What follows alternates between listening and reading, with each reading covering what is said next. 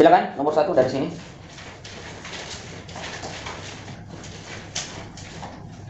Ayo cepat. Apakah perbedaan antara candi bercorak Hindu dan candi bercorak Buddha? Ya, apa perbedaan candi bercorak Hindu dan candi bercorak Buddha? Jadi ada dua ya, candi itu ada dua. Yang pertama itu peninggalan Hindu dan peninggalan Buddha. Jadi ada perbedaannya. Coba. Candi Hindu umumnya mempunyai bentuk yang lebih ramping. Ya, betul. Sementara candi Buddha memiliki bentuk yang lebih tambun. Tambun itu melebar, ya. Jadi kalau candi Hindu itu dia agak ramping dan memanjang tinggi. Contohnya candi Dieng itu, pernah ada candi Dieng, cari-cari di YouTube itu candi Dieng itu dia kecil tapi tinggi, dia tinggi. Kemudian kalau Buddha dia itu agak tambun, artinya melebar. Contoh candi Borobudur ya. Candi Borobudur itu kan tidak terlalu tinggi tapi luas dan lebar, besar. Tapi dia tidak terlalu tinggi. Tapi kalau candi Hindu itu seperti candi Dieng, dia itu agak ramping, agak kecil tapi dia agak tinggi, seperti itu. Itu perbedaan pertamanya. Yang kedua, cuma itu perbedaannya. Ada yang lain? Siapa tahu ada yang lain ya, silakan. Candi Hindu dibangun sebagai makam para raja. Ya, betul. Sedangkan candi Buddha berfungsi sebagai tempat peribadahan umat. Oke, jadi itu yang saya cari sebenarnya. Kalau candi Hindu itu biasanya dibangun sebagai tempat pemakaman, ya, sebagai tempat pemakaman. Biasanya gini ya, kalau Hindu itu kan biasanya itu dibakar kalau dia meninggal kan? Dibakar kalau dia meninggal seperti di India itu kan rata-rata Hindu itu dibakar. Abunya itu biasanya disimpan di candi. Itu. Terkadang juga ada abunya yang kalau di India itu dia sebar di Sungai Gangga kalau di India. Tapi terkadang juga ada di abunya itu disimpan di candi begitu. Ya. Kalau candi Buddha itu yang candi seperti candi Buddha itu dia tempat beribadah. Jadi tempat peribadatan dia. Jadi seperti kita ya, contoh kalau misalnya seperti kita Islam itu masjid kan tempat beribadah kan? Kalau Islam, kalau Buddha itu candinya itu dia buat itu sebagai tempat beribadah seperti itu. Jadi itu perbedaan penggunaan candi Hindu dengan Buddha seperti itu. Ada lagi? Tidak ada. Oke, lanjut.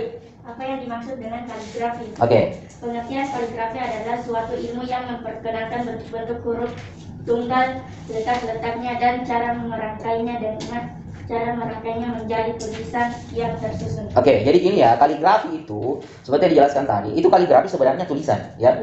Tulisan indah, lain juga. Tulisan yang ada maknanya. Biasanya kalau kaligrafi itu tulisan Al-Qur'an ya. Yang paling sering dibikin kaligrafi tulisan Al-Qur'an. Dia itu contoh misalnya kalau dalam bacaan biasa itu Yasin, tahu Yasin ya? Atau ayat kursi itu kan memanjang berbaris-berbaris kan? Itu tulisan Al-Qur'an. Tapi kalau dia sudah kaligrafi, biasanya itu tulisannya itu dibentuk dengan ada yang aturannya khusus dan dipelajari. Itu biasanya di pesantren-pesantren itu dipelajari. Memang ada khusus mempelajari tentang kaligrafi, ada hukumnya.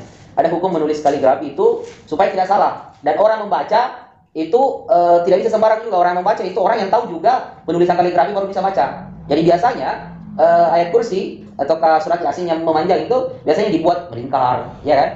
Biasanya dibuat persegi 4. Model-model seperti itu. Jadi ada hukum penulisannya. Nah, itu yang tahu itu yang orang yang sekolah tentang kaligrafi. Itu dimaksud ya. Kalau contohnya kan saya lihat di rumah tuh.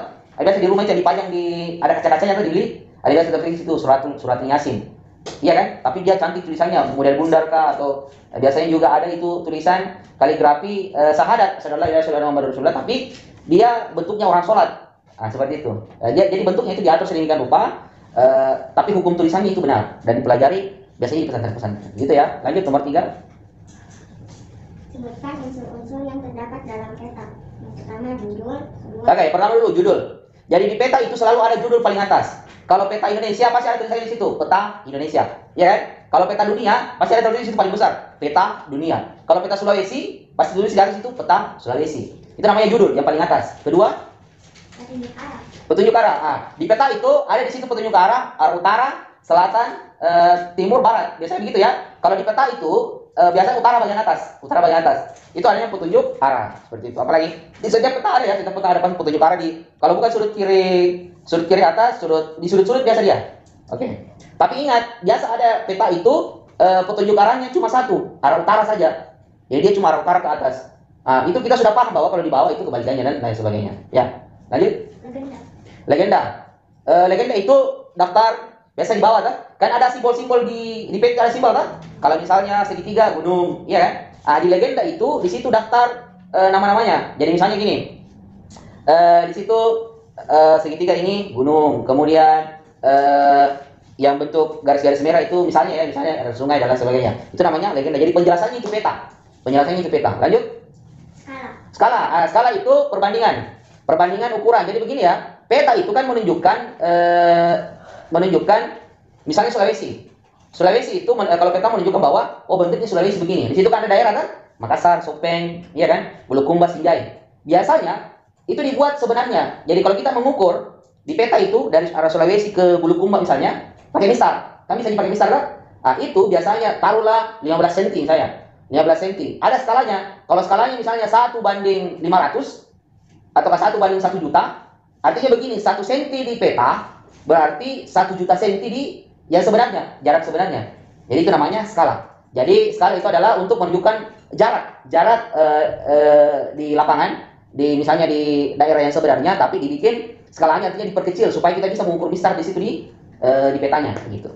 Ya. Jadi kita bisa mengukur jarak jauhnya itu suatu tempat di peta, tapi harus tahu skalanya dulu. Kita mengukur pakai mistar saja.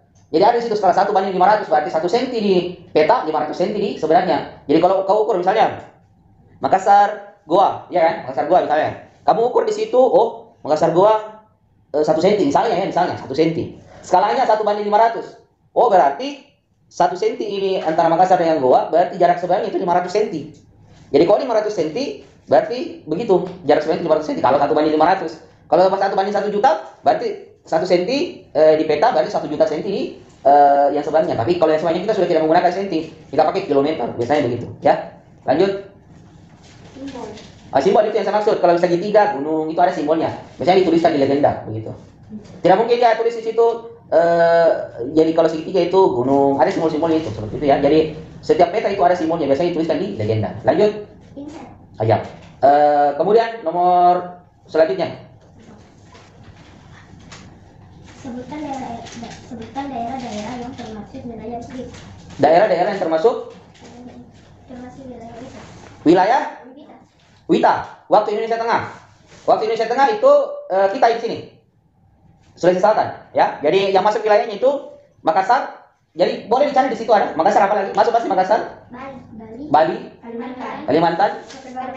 Nah, itu kan bersusun ke atas ya. Kalau kita lihat di peta itu kan ada pembagiannya. Bagian sana itu barat, bagian sini timur, di sini tengah. Jadi biasanya dari bawah ke atas itu Sulawesi kena. Sulawesi kena, di atasnya Sulawesi apa? Kalimantan kan? Kalimantan. Di bawahnya Sulawesi itu masuk Bali, Nusa Tenggara dan sebagainya, ya. Jadi itu yang masuk tengah. Itu kalau WITA itu adalah pembagian waktu, ya, pembagian waktu. Oke.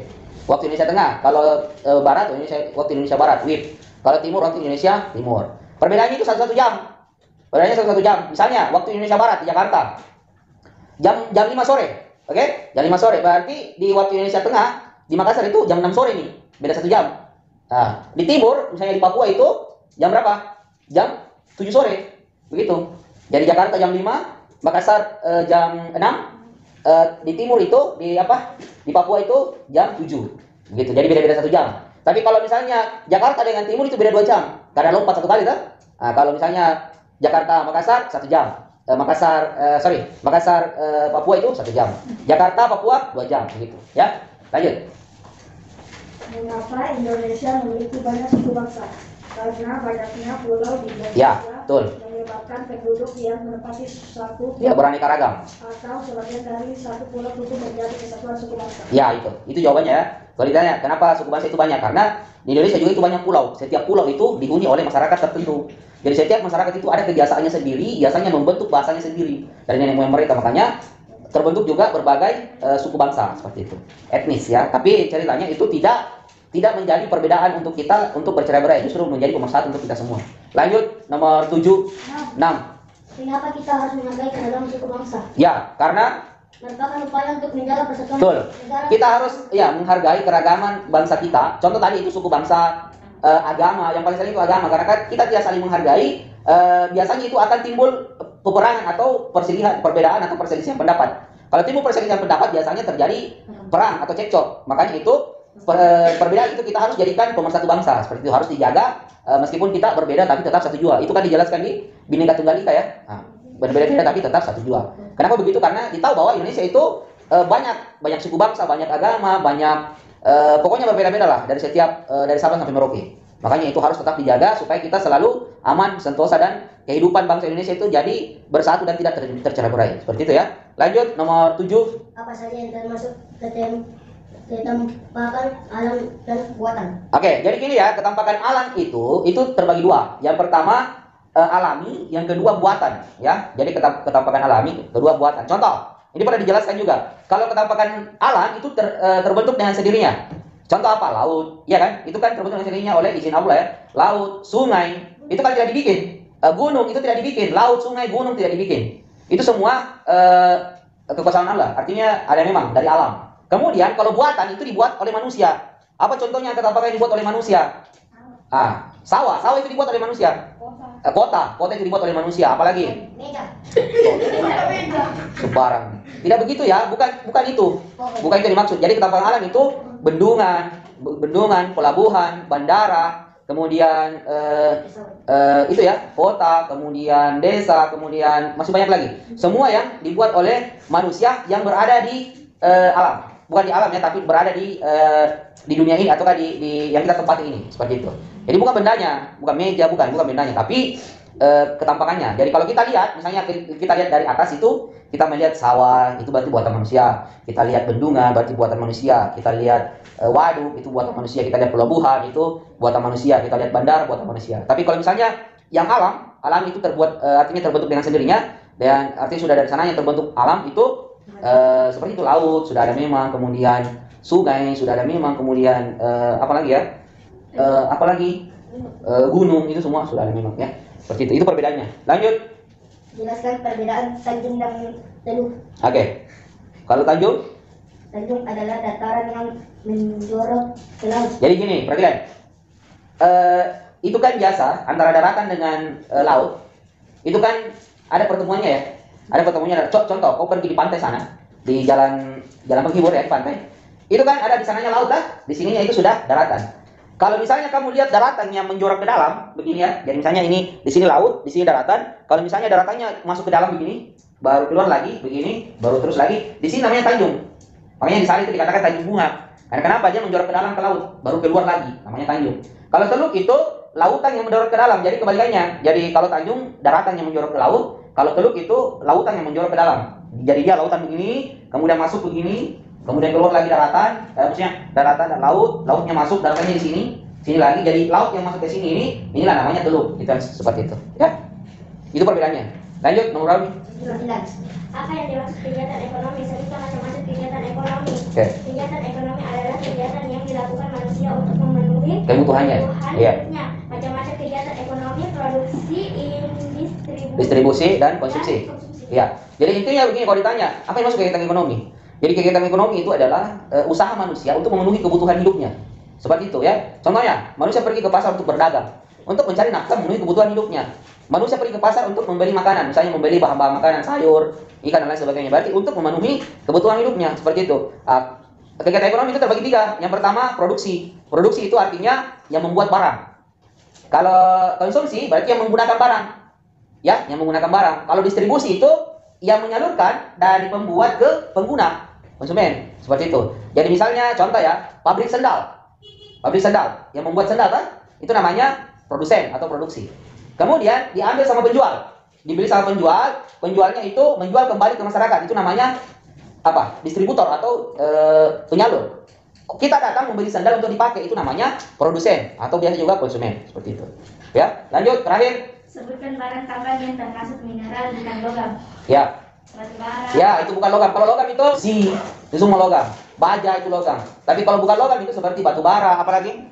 Timah itu bukan logam. Bauksit. Tembaga. Ya, itu. Kalau tembaga itu masuk, tembaga itu masuk bukan logam. Ya, jadi tembaga itu bukan logam. Oke. Kenapa berkemas? Belum pin. Ini kebiasaan buruk lagi ya. Sebelum saya suruh jangan dulu. Jadi ini kebiasaanmu, kalau sudah selesai, biar saya tidak bilang-bilang, langsung kau ambil bukumu, kasih masuk di tas. Padahal saya belum akhir pelajarannya. Jadi gitu ya. Tembaga tadi itu dia masuk bukan logam. Yang masuk logam itu emas, biasa dikatakan logam mulia. Kemudian baja itu logam. Kemudian besi itu logam. Semua logam ya. Kalau bukan logam ini seperti tadi timah, tembaga, apalagi intan itu mahal ya. Intan itu mahal. Berlian juga itu masuk, itu bukan logam. Intan itu mau sama dengan berlian. Kemudian itu mahal semua. Kemudian timah yang sering dipakai orang solder itu. Kalau di reparasi elektronik itu kan ada timah panjang-panjang, dipanasi langsung meleleh kan? Itu namanya timah. Batu bara itu kan digunakan orang untuk memasak biasa atau bahan bakar, biasanya bahan bakar. Sekarang dulu itu kereta api itu bahan bakarnya bukan bensin, bukan solar dan lain sebagainya. Biasanya ada kereta api zaman dulu itu dia batu bara. Jadi dia ambil energi dari panasnya batu bara itu, seperti itu. Ya, cukup. Silakan.